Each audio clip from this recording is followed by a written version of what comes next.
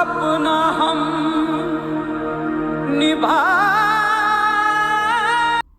भारत के सैनिक कैसे होते हैं, भारत के किसान कैसे होते हैं और कुमाऊं के निवासी कैसे होते हैं, दिखा दिया था चीनियों को हमारे इन जाबाज सपूतों ने।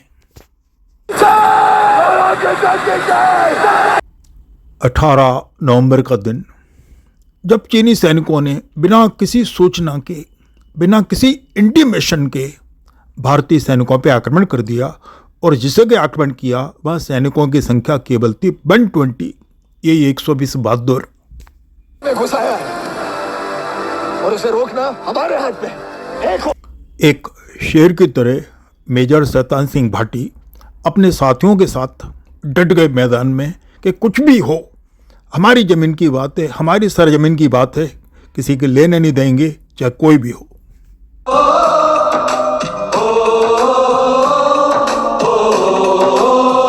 साधन सीमित थे, हाई अल्टीट्यूड था, सब जीरो टेम्परेचर था और नाम मात्र के साधन थे, लेकिन वीरता और देश के प्रति प्रेम थोड़ा भी कम नहीं था।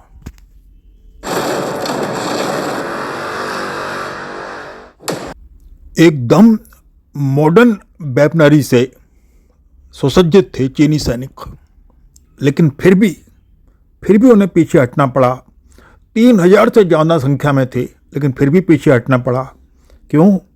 क्योंकि कुमाऊं के सैनिक के सामने कुमाऊं के मिट्टी के वीर थे। मेरा हार नहीं मानना चाहता। गिरते गए, जान देते रहे, लेकिन आगे बढ़ते रहे। हर किसी के मन में एक ही लगन थी, मैं अपनी भूमि के लिए, मैं अपनी मातृभूमि के लिए क्या कर सकता हूं। एक विश्वासघात था।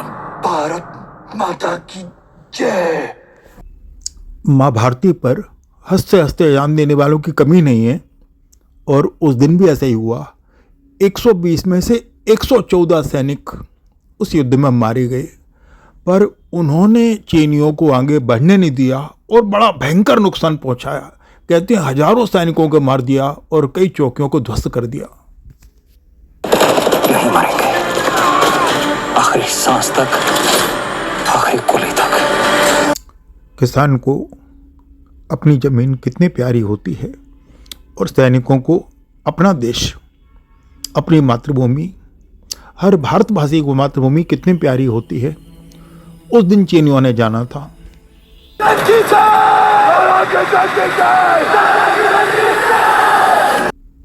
अनेक प्रणाम हैं मेरे देश के इन वीर सैनिकों को।